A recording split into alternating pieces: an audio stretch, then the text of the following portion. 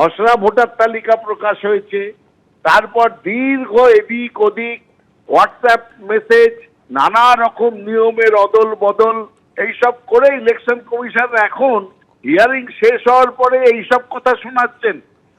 এর আগে তো শুনেছি যে অ্যাডমিট কার্ড গ্রহণযোগ্য নয়। আপনারাও জানেন সুপ্রিম কোর্টের এক থাপ্পড়ে মানতে বাধ্য হয়েছিলেন এই জ্ঞানেশ কুমার। হয়েছিলেন কিনা? বলেছিলেন আধার কার্ড আমরা মানি না, ছুঁড়ে ফেলে দিন। সেই আধার কার্ডকে মানতে বাধ্য হয়েছিলেন কিনা? আবার আরেকটা নতুন সব নির্দেশিকা দিচ্ছেন, শিব ঠাকুরের আপন দেশে আইন কানুন সর্বনেশে, তুগলকি চাল। এই জ্ঞানেশ কুমার ভদ্রলোক হচ্ছে বিজেপির হিজ মাস্টার্স ভয়েস। ওই মাস্টার হচ্ছে অমিত শাহ, যা বলছে তাই এখানে পাঠাচ্ছে। এইভাবে চলবে না। আবার সুপ্রিম কোর্টে থাপ্পড় খাবে, তখন বলবে ভুল হয়েছে, হ্যাঁ মানবো। এসআইআরে পশ্চিমবঙ্গের নথি নিয়ে নতুন নির্দেশ জাতীয় নির্বাচন কমিশনের। এসআইআরে গ্রহণযোগ্য নয় বাংলার বাড়ি সংক্রান্ত নথি বলে জানালো কমিশন। এই হচ্ছে কমিশনের সেই নির্দেশনামা, যেখানে বলা হয়েছে প্রধানমন্ত্রী আবাস যোজনা, ইন্দিরা আবাস যোজনা এবং বাংলার বাড়ি সংক্রান্ত নথি গ্রহণযোগ্য নয়। একেবারে কি রয়েছে এই নথিতে বিস্তারিতভাবে জানবো, কথা বলবো আমাদের প্রতিনিধি রুমা পালের সঙ্গে। রুমা,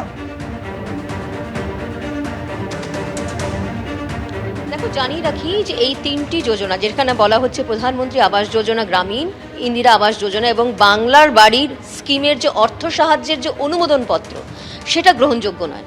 এবং এই ক্ষেত্রে কিন্তু সিও দপ্তর থেকে ইলেকশন কমিশনে ক্ল্যারিফিকেশন চাওয়া হয়েছিল, প্রশ্ন করা হয়েছিল, কারণ এরম ধরনের অভিযোগ বা এরম ধরনের এই জানার চেষ্টা করা হচ্ছিল যে এই ধরনের ভোটারও রয়েছে যাদের কাছে শুধুমাত্র এই ডকুমেন্টসই রয়েছে, সেক্ষেত্রে কিভাবে প্রযোজ্য হবে সেটা কিন্তু সিও দপ্তর থেকে ইলেকশন কমিশনে সেটা জানার চেষ্টা করা হয় এবং চিঠিও লেখা হয়। সেক্ষেত্রে দেখা যাচ্ছে যে ইলেকশন কমিশন একটা ক্ল্যারিফিকেশন দিয়েছে এবং সেখানে পরিষ্কারভাবে বলে দেওয়া হয়েছে যেখানে বাংলার বাড়ি এবং ইন্দিরা আবাস যোজনা এবং প্রধানমন্ত্রী আবাস যোজনা গ্রামীণ যেটা রয়েছে, সেক্ষেত্রে এক্ষেত্রে এই স্কিমের যে অর্থ সাহায্যের যে অনুমোদন পত্র সেটা কিন্তু গ্রহণযোগ্য নয়। আবারও কিন্তু নির্বাচন কমিশন পরিষ্কারভাবে বলে দিয়েছে যে 13টা ডকুমেন্টস রয়েছে, যার মধ্যে হচ্ছে যে সরকার প্রদত্ত জমি বা বাড়ির বরাদ্দ বৈধ নথি হিসেবে গণ্য করা হবে। আবারও কিন্তু নির্বাচন কমিশন বলছে যে 13টা ডকুমেন্টস রয়েছে, যার মধ্যে শুধু বলা হয়েছে যে সরকার প্রদত্ত যে নথি রয়েছে সেটাই কিন্তু গ্রহণযোগ্য হবে। এক্ষেত্রে যে বাংলার বাড়ি বা বিভিন্ন যে আবাস যোজনা রয়েছে, সেক্ষেত্রে তাদের যে অনুমোদন পত্র রয়েছে, ফিনান্সিয়াল অ্যাসিস্ট্যান্ট যেখানে বলা হচ্ছে যে সাহায্যের, সেই স্কিমে যে বলা যেতে পারে যে অর্থ সাহায্যের যে অনুমোদন পত্র, সেটা কিন্তু গ্রহণযোগ্য হবে না। এবার প্রশ্ন হচ্ছে যে এই ধরনের ক্ল্যারিফিকেশন এত দেরি করে এলো কেন, যখন কিন্তু স্ক্রুটিনির কাজ প্রায় এগোচ্ছে এবং যেহেতু যারা যে সমস্ত ভোটারদের ক্ষেত্রে শুধুমাত্র এই অনুমোদন পত্রই তারা ডকুমেন্ট হিসেবে দেখিয়েছেন। আমাদের সঙ্গে যোগাযোগ বিচ্ছিন্ন হয়ে গেছে আমাদের প্রতিনিধি রুমা পাল, আবার যোগাযোগ করতে পেরেছি। হ্যাঁ রুমা, দেখো যেটা বলছিলাম যে এই ধরনের যে ক্ল্যারিফিকেশন এসছে সেটা কিন্তু বেশ অনেক পরে এলো এবং তাহলে যে সমস্ত ভোটাররা শুধুমাত্র এই ধরনের ডকুমেন্টসই দিয়েছে, তাহলে তাদের কি হবে? তাহলে কি তাদের নাম ভোটার তালিকা থেকে বাদ যাবে? এবং স্ক্রুটিনির সময় অবশ্যই নির্বাচন কমিশন যেটা বলছে সেটাই কিন্তু দেখা হবে। সেক্ষেত্রে সমস্ত যারা কর্মকর্তারা রয়েছেন, নির্বাচন যারা আধিকারিকরা রয়েছেন, সেক্ষেত্রে 13টা ডকুমেন্ট বাদে কিন্তু এই ধরনের ডকুমেন্ট কিন্তু গ্রহণযোগ্য হবে না। তাহলে যারা দিয়েছেন, এবার প্রশ্ন হচ্ছে কতজন এরকম ধরনের ডকুমেন্ট দিয়েছে সেটা নির্বাচন কমিশনের তালিকা থেকে জানা যাবে। এখনো পর্যন্ত নির্বাচন কমিশন সেটা কিন্তু স্পষ্ট করেনি কতজন ভোটার এই ধরনের ডকুমেন্ট দিয়েছে। তাহলে তাদের কি হবে? তাহলে তারা কি বাদের তালিকায় থাকবে? এখন সেটাই সব থেকে বড় প্রশ্ন।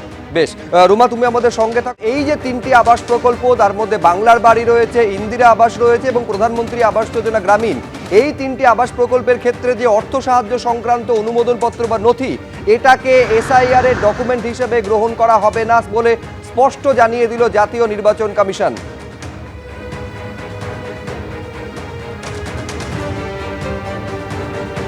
এদিকে কমিশনকে নিশানা করেছে তৃণমূল কংগ্রেস।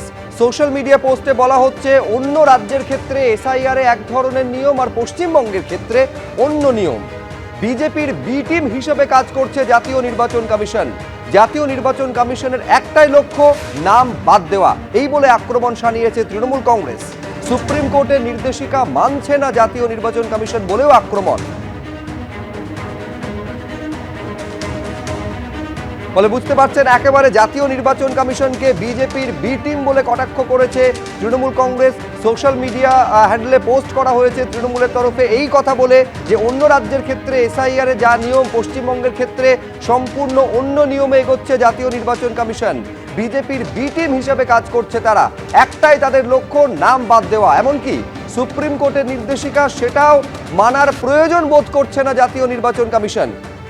এক বন্ধনীতে রেখে বিজেপি এবং জাতীয় নির্বাচন কমিশনকে আক্রমণ শানিয়েছে তৃণমূল।